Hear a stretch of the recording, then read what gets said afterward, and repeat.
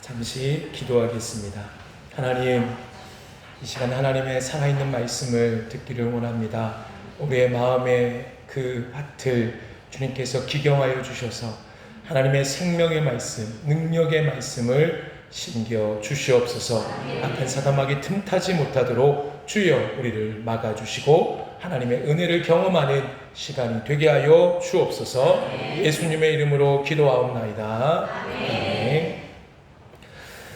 지난주 성결신문을 봤는데 거기에 수록된 설문조사 기사를 읽고 참 개인적으로 적지 않은 충격을 받았습니다. 기사 타이틀이 이렇습니다. 신적 존재 믿어 겨우 33%, 한국 26개국 중 최하위권. 목회 데이터 연구소는 지난 9월 3일 글로벌 리서치 기관인 입소스가 지난해 세계 주요 26개국 성인 19,731명을 대상으로 온라인으로 실시한 이 세계 내 종교 의식 조사를 바탕으로 작성한 주간 리포트를 발표했습니다. 근데 국가별로 신적 존재를 믿는 비율을 살펴보면 그냥 쉽게 말해서 신이 있다고 믿느냐라고 물어본 거죠. 한국은 33%, 26개국 중 평균인 61%보다 크게 낮았다. 19%인 일본과 함께 조사국 중 최하위권으로 나타났습니다. 브라질이 89%로 1위예요. 미국이 72%, 이탈리아가 60% 순으로 조사되었습니다. 또 이어서 나와 다른 종교적 믿음을 가진 사람과 같이 있는데 불편하냐, 불편하지 않느냐, 이거에 대한 설문조사도 있었습니다. 한국인은 53%가 불편하다라고 동의를 했어요. 이는 조사국 중 가장 낮은 수치였습니다. 이를 달리 말하면 한국인은 다른 종교적 믿음을 가진 사람을 가장 불편해하는 나라다라고 말할 수 있어요. 또 한국인의 종교적 관습은 우리나라 국민의 도덕적 삶의 중요한 요소다. 이것이 35%, 또 종교적 신앙을 가진 사람들이 더 좋은 시민이 된다에 24%로 각각 26개국 중 22, 또 22위를 기록해서 다른 나라에 비해 어떤 이 종교가 우리 한 나라의 도덕과 연관이 없는 것 같다라는 아주 비관적인 설문 결과가 나타났습니다. 저는 이 설문조사를 보면서 아주 큰 충격을 받았고요. 이 설문조사를 통해서 우리 예수 믿는 사람들이 얼마나 큰 경각심을 갖고 전도를 해야 되고, 그리고 더 중요한 것은 이 땅 가운데 그리스도인이 어떻게 살아야 되는지 분명하게 보여주는 결과가 되지 않나 생각을 해보았습니다. 여러분, 한국인들이 그들 안에는 이 바로 종교와 일상의 삶과 그렇게 연관성이 없다라고 생각하고 있는 것을 볼 때에는, 여러분, 우리나라 기독교가 몇 명이라고 합니까? 일반적으로 약 5분의 1인 1000명인데 좀 안 된다고 하죠. 그 정도의 숫자. 우리나라의 5분의 1이 기독교인인데 나라가 도덕적으로 영향을 주지 못하고 있다, 한국인들이 그렇게 생각하고 있다라는 것은 우리가 어떤 생각을 가지며 신앙생활을 해야 될까? 여러분, 분명히 빨간불이 들어와 있다라는 것을 반드시 인지해야 되지 않을까요? 여러분은 이런 설문 결과를 통해서 어떤 생각을 하고 있으십니까? 오늘 본문 열왕기하 10장을 보았는데요. 9장과 10장에는 북이스라엘의 제10대 왕인 예후, 그 예후가 어떻게 왕이 되었는지 소개하고 있습니다. 사실 예후는 하나님께서 사용하신 도구예요. 어디에 사용하시려냐? 바로 오므리 왕족, 북이스라엘의 오므리 왕족, 오므리, 아합, 아하시아, 요람에 이르는 이 4대 왕의 그 왕가에 하나님이 심판하시려는 도구가 예후였습니다. 오므리 왕족 가운데 여러분, 아합, 이 아합은 그의 아내 이세벨과 함께 하나님의 거룩한 땅인 이스라엘 땅에 바알을 숭배하는 그 우상을 만연케 한 장본인들이었어요. 얼마나 바알 신당에 주상이 많았는지 열왕기하 10장 21절에서 예후는 전국의 많은 바알에 섬기는 사람들을 불러 모아 바알의 신당에 들어오게 합니다. 그 신당 안에 가득 차 있었다라고 증거하고 있어요. 한 가지 예를 들어보면 사사시대 보면 삼손 들어보셨죠? 네. 똑똑하시네. 여러분, 삼손이 다곤 신당에서 최후를 맞게 되는데 그 신당 안에 있던 사람들의 수가 몇 명인지 혹시 아십니까? 3,000명이었어요. 이것이 사사기 16장에 기록되어 있는데요. 이 사사시대는 오늘 본문의 아합 때와 아주 오래전 이야기예요. 그때 당시 3,000명을 수용할 수 있는 신당, 건물이 있었는데 오랜 시간 후 지금의 아합 시대의 바알 신당에는 그보다 더 많은 사람들이 모일 수 있는 신당이 였지 않았을까 학자들은 생각하고 있습니다. 아무튼 3,000명 이상의 사람들이 그 바알 신당에 모였다라는 것은 그만큼 이스라엘 땅에 바알 섬기는 사람들이 많았습니까? 적었습니까? 많았다라는 것을 증명해 주는 것입니다. 이러한 우상 숭배의 중심에 아합과 그의 아내 이세벨이 있었고 뿐만 아니라 나봇의 포도원을 빼앗아간 그 악을 많이 저지른 사람이 바로 이 사람들이었어요. 그리고 이것을 깨닫게 하기 위해 하나님은 엘리야를 보내셔서 제발 회개해라 라고 말씀하셨음에도 불구하고 이 사람들은 오히려 그를 죽이려고까지 했던 것이죠. 그러니 하나님은 결국은 안 되겠다, 심판의 결과를 하나님께서 예후를 통해 하시는 겁니다. 그래서 하나님은 엘리야를 통해 이렇게 말씀하십니다. 열왕기상 21장 21절 한번 읽어볼까요? 시작. 여호와의 말씀이 내가 재앙을 내게 내려 너를 쓸어버리되 네게 사탄하는 이스라엘 가운데 내 인자나 우리나라를 다 멸할 것이요. 아멘. 이보영 지사님이 아주 실감나게 읽으셨어요.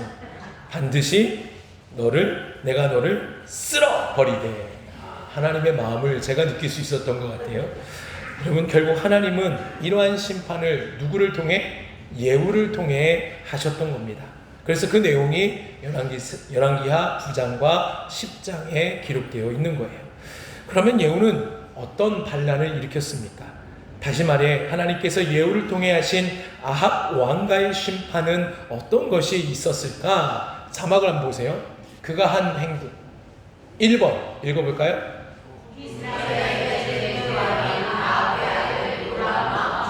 2번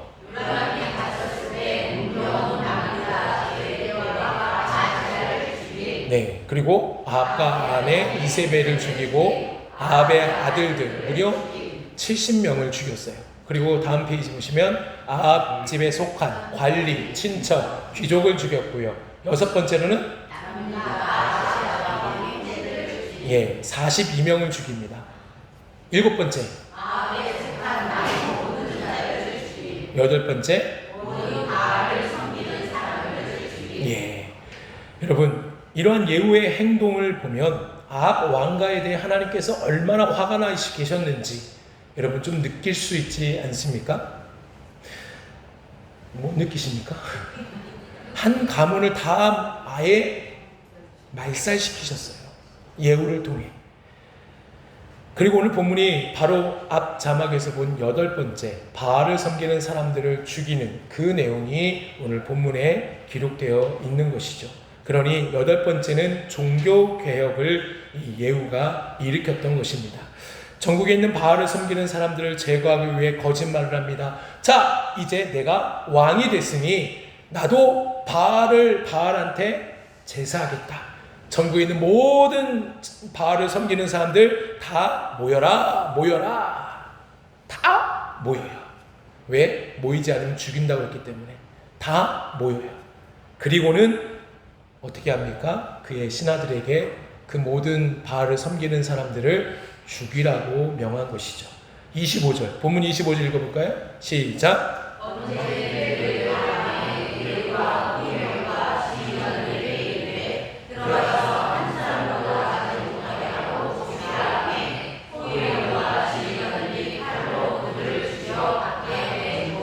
아멘. 수천 명 이상의 바알을 섬기는 사람들이 모두 다 죽었습니다. 그런 다음에 예후는 그 말씀 쭉 뒤를 보면 그 바알의 상을 불사르고 그 신당을 헐어 무엇으로 만들었냐 하면 변소로 만들었어요. 공중 화장실로 만들었어요. 여러분, 여기엔 좀 깊은 의미가 있는데요. 바알이 이렇게 바알 신당을 허물고 예후가 공중 화장실을 만든 이유는 바알을 배설물로 여겼다라는 뜻이에요. 이것은 그 바알을 섬기는 사람들에게 있어서 매우 모욕적인 것을 뜻하고 있는 거예요. 나아가 그 자리에 다시는 바알 신전을 건립할 수 없게 하기 위함이었습니다. 무슨 뜻일까요? 한번 파괴된 신전을 후대에 다시 지을 수 있지만 그곳에 변소로 만든 그 자리에, 이미 더 더러워진 그 자리에 누가 신전을 짓겠냐는 거예요. 그러니 다시는 이 바알 신당을 다시 건립할 수 없도록, 건축할 수 없도록 하기 위해서 예후가 그 자리에 변소를 만든 것입니다. 여러분, 지금까지 예후가 아합 왕가의 바알을 제거하는 모습을 살펴보았는데요. 예후는 하나님께서 명령하신 대로 순종하여 아합 왕가를 제거했습니다. 그래서 하나님은 그를 이렇게 칭찬하세요. 본문 30절 읽어볼까요? 시작.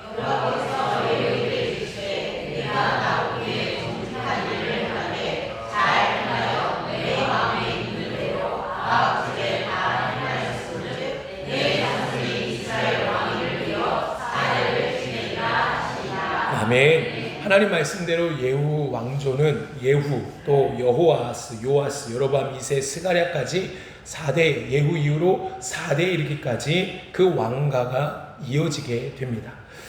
그렇습니다. 여러분, 이 모습을 보면 이 아합 왕조에 대한 하나님의 심판과 다른 새로운 예후 왕조가 일어난다는 것을 보면 무엇이 생각나십니까? 역사의 주관자는 누구시다? 여호와 하나님이시다. 인생의 사람의 생사화복은 누가 주관하신다? 하나님이에요. 그러니 세상에 잘 보이려 하지 말고, 사람에 잘 보이려 하지 말고, 오직 누구? 여호와 하나님께 잘 보이려고. 잘 보인다는 표현보다는 하나님을 더 전심으로 여러분 섬기는 그런 삶을 살아가시길 주님의 이름으로 축복합니다. 그런데요, 앞에서 예후가 받은 복, 즉 예후 이후 4대까지 왕이 되어 이 나라를 통치하게 될 것이다 라는 이 칭찬, 좀 생각해보면 뭔가 좀 찝찝한 부분이 있지 않습니까? 곰곰이 한번 생각해보세요. 하나님께서 보시기에 예후가 잘했다면 4대가 아니라 1000대에 이르기까지 그 왕가를 이루게 해 주실 것이다, 이렇게 말씀해 주시면 좋겠는데 왜 하필 4대까지냐는 거예요. 여기엔 아주 중요한 의미가 있죠. 예후에게 약속한 4대까지 이어지는 왕위에 대한 이 말씀에는 축복의 말씀만이 아니라 저주의 말씀도 있다라는 거예요. 왜냐하면 예후 왕조가 4대까지 유지된다는 말씀은 반대로 생각해 보면 예후 왕조가 4대까지만 이어지고 아합 왕조처럼 그 왕위가 다른 누군가로부터 빼앗기거나 멸망당하게 된다라는 의미가 4대까지 여기에 담겨 있다라는 거예요. 그러면 하나님은 왜 4대까지의 복만 말씀하셨을까요? 이에 대한 답이 오늘 본문에 나와 있어요. 29절 한번 읽어볼까요? 29절 시작.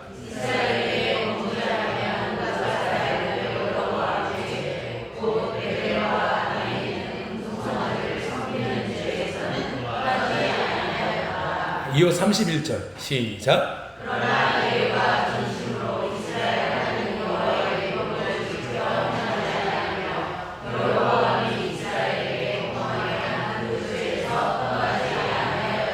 아멘. 여러분, 이 두 구절에서 공통으로 왜 하나님께서 그의 가문에 4대까지만 왕이 되어 통치할 수밖에 없는지 설명하시는 것, 말씀하시는 것 찾을 수 있어요. 그것은 예후가 하나님 말씀에 순종하여 아합 왕가를 제거는 했지만 그는 느밧의 아들 여로보암의 죄, 곧 베델과 단, 금송아지를 섬기는 죄에서 떠나지 않았기 때문입니다. 여기서 말하는 여로보암은 누구입니까? 여러분, 이스라엘은 사울과 다윗과 솔로몬에 이은 이스라엘의 최대 아주 부국 강력을 이룬 그 때에 단일 왕국 시대가 끝나고 솔로몬의 죄로 인하여서 나라가 분열되게 되죠. 그래서 이스라엘의 총 12지파 중에 10개의 지파만 북쪽으로 올라가서 누구를 그때 데려오냐면 솔로몬의 눈 밖에 나, 그래서 애굽에 숨어 있었던 여로보암이라는 사람을 데리고 와서 나라를 세운 것이 북이스라엘이에요. 그러니 이 여로보암이라는 사람은 왕이 되었어요. 그러자 걱정이 되는 게 있어요. 내가 왕이 되었으니까, 왕이 된 사람은 가장 중요한 것은 자신의 왕권이거든요. 왕권을 강화하기 위해서 더 어떻게 하면은 이 일을 이룰 수 있을까 계속 고민하는, 그렇게 왕이 되었죠. 근데 중요한 것은 뭔가 걸리는 게 있었어요. 이스라엘은 명절, 절기가 되면 어디로 가요? 성전이 있는 예루살렘으로. 근데 예루살렘이 어디 있는 땅이, 어디 있는 곳이죠? 남유다에 있었어요. 그러니 그들이 가는 것을 보고 걱정이 됐어요. 저들이 다시 돌아오지 않을 것 같은, 그러니까 그런 걱정으로, 그래서 내 왕권이 약해질 것 같은 그런 불안감이 있었던 것이죠. 그래서 그가 한 것이 뭐냐? 북이스라엘의 최북단 단이라는 그 지역에, 최남단 베델이라는 그 지역에 금송아지를 만들어놔요. 그리고 이렇게 얘기합니다. 야, 너희는 이제 갈 필요 없어. 어디로? 예루살렘으로 갈 필요 없어.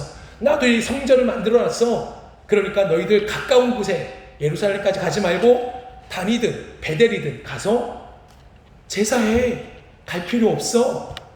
결국 이게 뭐예요? 여로보암은 하나님께서 말씀하신 10계명, 제1계명과 2계명을 어긴 우상 숭배의 그 길로 가게 했다라는 거예요. 그래서 이것을 누가 따라간 거예요? 지금 예후가 그 길을 따라가서 하나님께서는 너의 가문이 4대까지만 간다라고 말씀하시는 겁니다. 여러분, 여기서 또 하나의 또 다른 의문이 생깁니다. 그러면 왜 예후는 잘 하다가 여로보암의 길로 갔냐라는 거예요. 자신을 통해 아합 가문이 제거됨을 보며 그는 분명 하나님이 시퍼렇게 살아계신다는 것을 그가 경험했음에도 불구하고 왜 우상 숭배의 길로 가게 되었을까? 이것은 예후는 하나님을 향한 믿음이 완전한 믿음이 아니었다라는 거 볼 수가 있어요. 무슨 말이냐? 다른 말로 표현하면 그는 하나님을 향한 믿음이 온전, 즉 100% 하나님을 의지하는 믿음이 아니었어요. 그의 믿음은 제한적인 믿음이었어요. 어떤 믿음이요? 네, 예후는 하나님의 말씀을 믿고 반란을 일으켜 아합 가문 또 바알을 제거했어요. 그러나 그가 왕위에 오르자 북이스라엘에서 여호와 신앙을 온전히 회복시키면 백성들이 북이스라엘의 초대왕 여로보암과 같은 고민을 하게 되는 거예요. 백성들이 또 예루살렘 성전으로 가면 안 되는데, 갔다 오지 않으면 난 또 내 왕권이 약화되는 건데, 똑같은 고민과 걱정을 하게 된 거예요. 그래서 자신의 왕권 강화를 위해서 여로보암이 했던 그 단과 베델의 금송아지를 그대로 따라갔던 것입니다. 여러분 사진 잠깐 볼까요? 베델과 단이 어디 있는지 동그라미 보십니까? 보이십니까?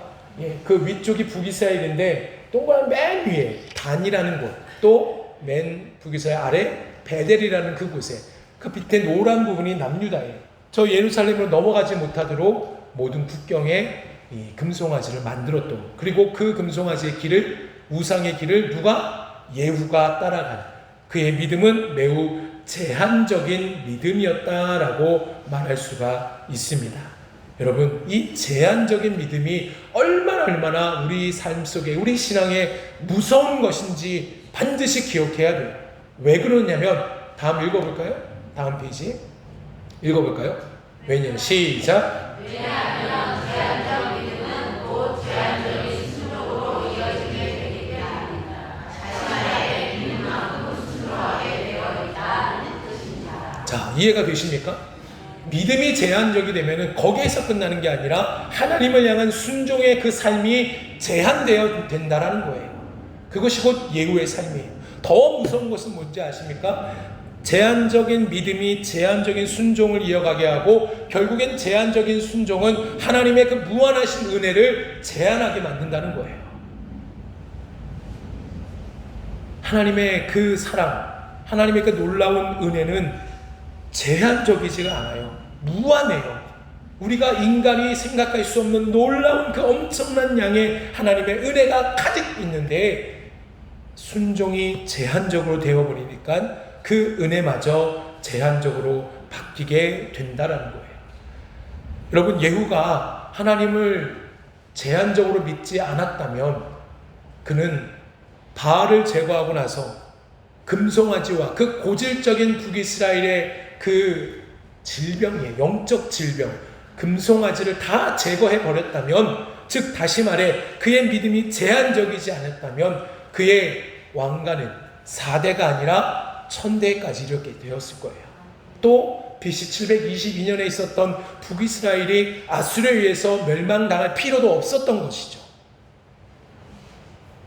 출애굽기 20장 5절 6절 한번 읽어볼까요? 시작.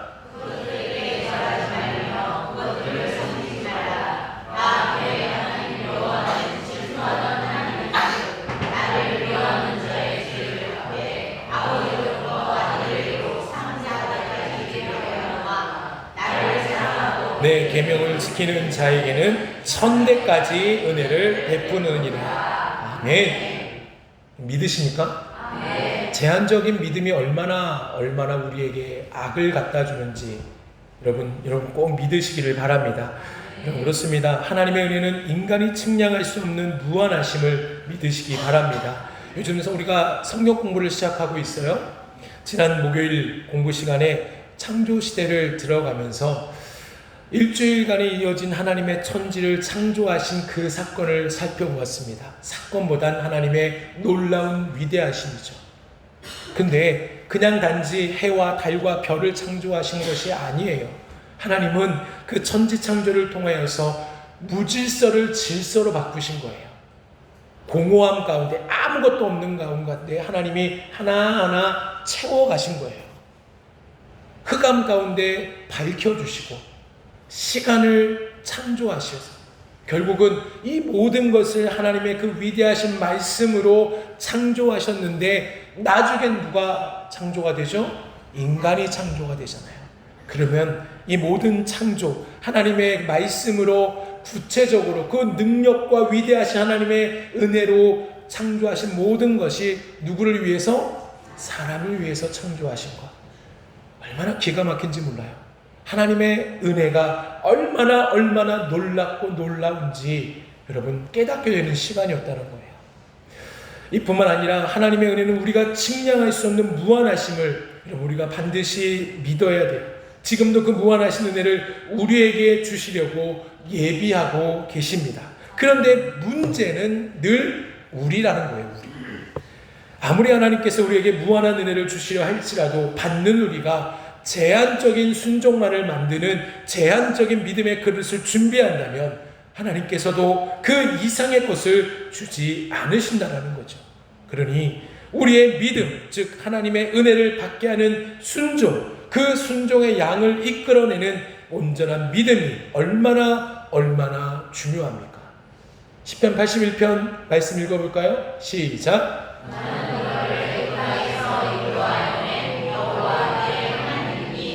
내 입을 크게 열라 내가 채우리라. 아멘. 여러분의 믿음의 입은 얼마나 되십니까? 여러분이 벌리고 있는 입의 크기가 얼마나 되십니까? 한번 입 한번 벌려보실까요? 최상우 집사님 가장 크신 것 같은데. 여러분, 우리의 믿음의 입을 크게 열어야 돼요. 그래야 하나님이 그 벌린 만큼 채우리라고 말씀하지 않으십니까? 그러니 온전한 순종의 삶을 살 수 있도록 온전한 믿음의 삶을 살아가는 큰 믿음의 소유자 되시는 믿음의 성도들 되시길 주님의 축복합니다. 옆에 분과 인사하겠습니다. 큰 믿음을 소유합시다. 네, 온전한 믿음을 소유하시기 바랍니다. 여러분, 마지막으로 우리가 함께 제가 또 나누고 싶은 게 뭐냐면, 그러면 이 무한하신 은혜를 받지 못하게 하는 제한적인 순종을 이끌어내는 그 제한적인 믿음, 왜 예후는 제한적인 믿음을 가지고 있었을까요? 이것에 대해서 우리가 생각해 볼 필요가 있겠죠. 그것은 그의 마음에 두 마음이 있었기 때문이에요. 예후의 마음은 분명 둘로 갈라졌습니다. 그는 하나님의 말씀에 순종할 때는 아주 뜨거운 마음이었어요.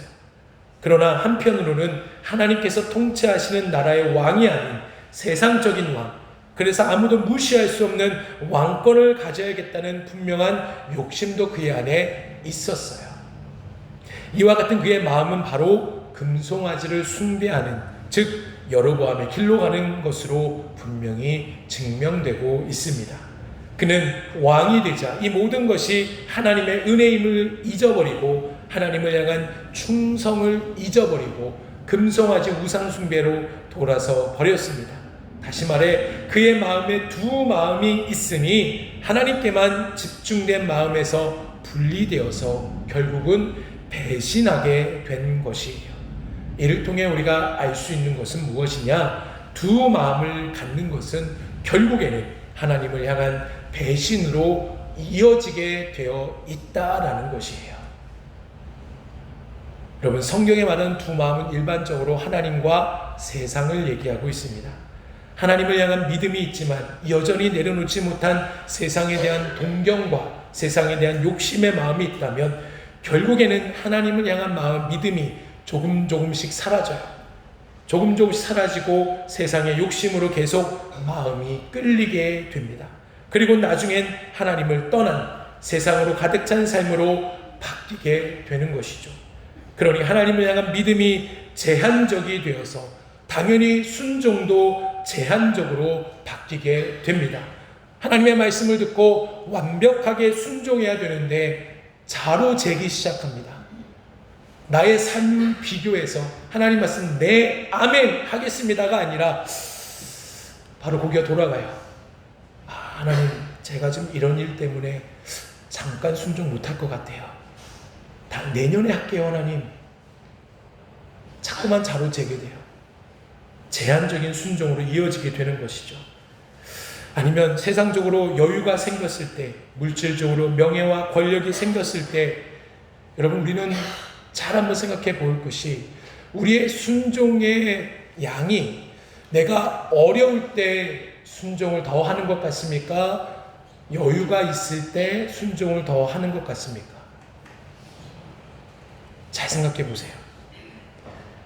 자신이 완전한 세상적인 안정된 삶을 살아간다고 느껴진다면 이제는 좀 조심스럽게 말씀드리고 싶은 건데, 하나님의 존재는 거추장스러워질 뿐 더 이상 필요하지 않는 불신앙의 길, 불순종의 길로 가게 된다는 거예요. 그래서 예수님도 두 마음에 대한 아주 이렇게 경고하고 계시는 거예요. 누가복음 16장 13절 읽겠습니다. 시작.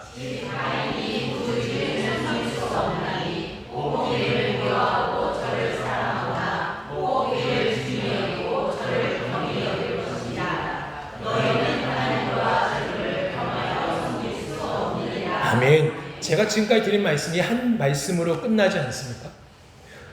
말씀을 정리합니다. 사랑하는 여러분, 제한적인 믿음은 제한적인 순종을 낳습니다. 그리고 그 제한적인 순종은 무한하신 하나님의 은혜를 제한하는 결과를 초래하게 된다는 것을 기억하시기 바랍니다. 혹시 오늘 이 시간 나의 신앙에서 온전한 순종이 아닌 제한적인 순종을 하고 있다는 마음의 찔림이 있다면, 내가 혹시 지금 두 마음을 품고 있지는 않은지, 하나님과 세상을 겸하여 섬기고 있지는 않은지 우리 신앙을 돌아보기를 원합니다. 그리고 그 길에서 돌아서서 제한적인 믿음을 갖게 하는 두 마음, 하나님과 세상을 섬기는 어리석은 신앙의 삶이 아니라 철저하게 하나님만을 향한 믿음으로, 하나님만을 섬기는 삶으로 세상의 돈, 명예, 권력을 의지하지 않는, 그래서 온전한 순종의 삶을 살아가시길 주님의 이름으로 축원합니다. 이 시간 우리가 말씀을 기억하며 함께 결단하기를 원합니다. 하나님, 내가 하나님과 세상을 겸하여 섬기는 삶이 아닌 오직 하나님만을 믿음으로 하나님을 향한 삶을 살게 하여 주옵소서. 그렇게 살겠습니다. 결단하는 마음으로 함께 찬양하겠습니다.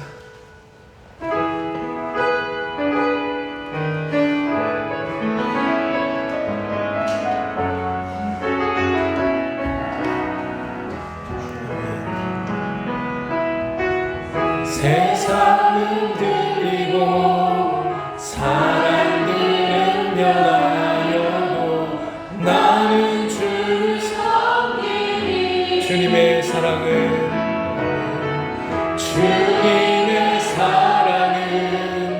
영원히 변하지 않네.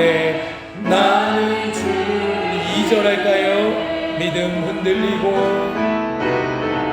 믿음은 들리고 사람들 주를 떠나도 나는 주를 섬기.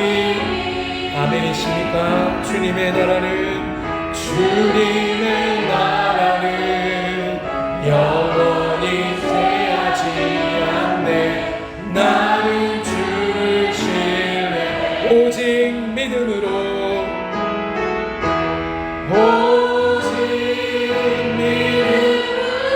믿음으로 내가 살리라.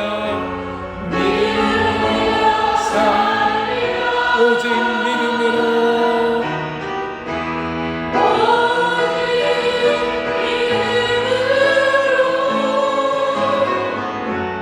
믿음으로 내가 오직 의인은 믿음으로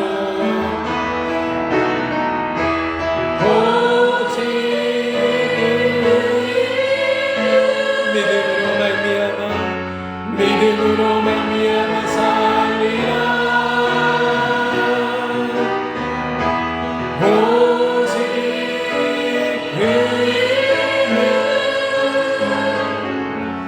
믿음으로 말미암아 살리라. 이 시간 기도하길 원합니다.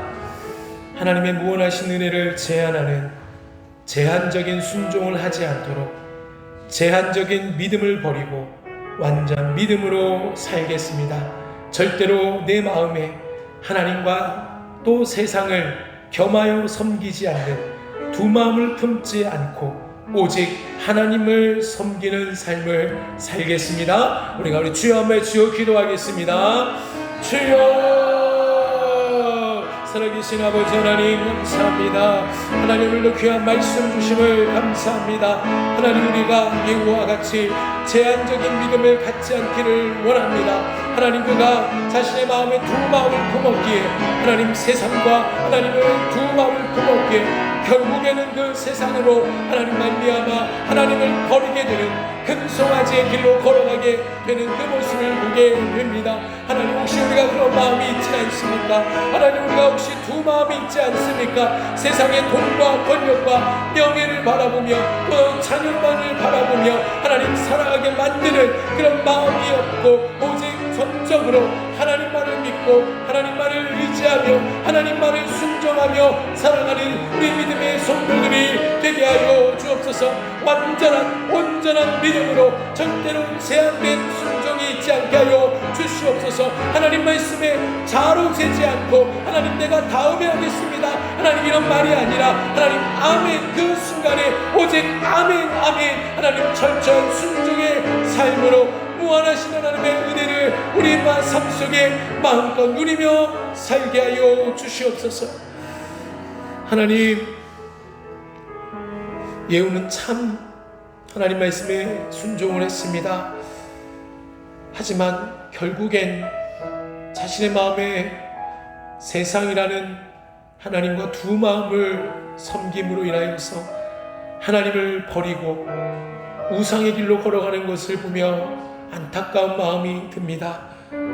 하지만 하나님, 혹시 우리가 그 마음이 있지는 않습니까? 하나님을 믿는다고 하면서 세상엔 더 돈에 이끌리고 명예에 이끌리고 권력에 이끌려 살아가는 세상적인 안정된 삶만을 추구하며 살아가고 있지는 않습니까? 예후와 같이 이제는 하나님이 거추장스러운 것이 되어 있지는 않습니까? 하나님, 우리의 모든 삶을 불쌍히 여겨주셔서 하나님 두 마음이 아니라 오직 하나님만을 섬겨서 완전한 믿음, 완전한 순종의 길로 걸어가는 우리 믿음의 성도들이 되게 하여 주시옵소서. 지금은 예수 그리스도의 은혜와 하나님의 크신 사랑하심과 성령님의 인도하심이 오늘 말씀을 듣고 두 마음을 품지 않아서 하나님을 향한 완전한 믿음으로 완전한 순종의 길로 걸어가기로 결단하는 우리 믿음의 성도들 머리 위에 저들의 가정과 일터 위에 영원토록 함께 하실 것을 간절히 축원하옵나이다. 아멘.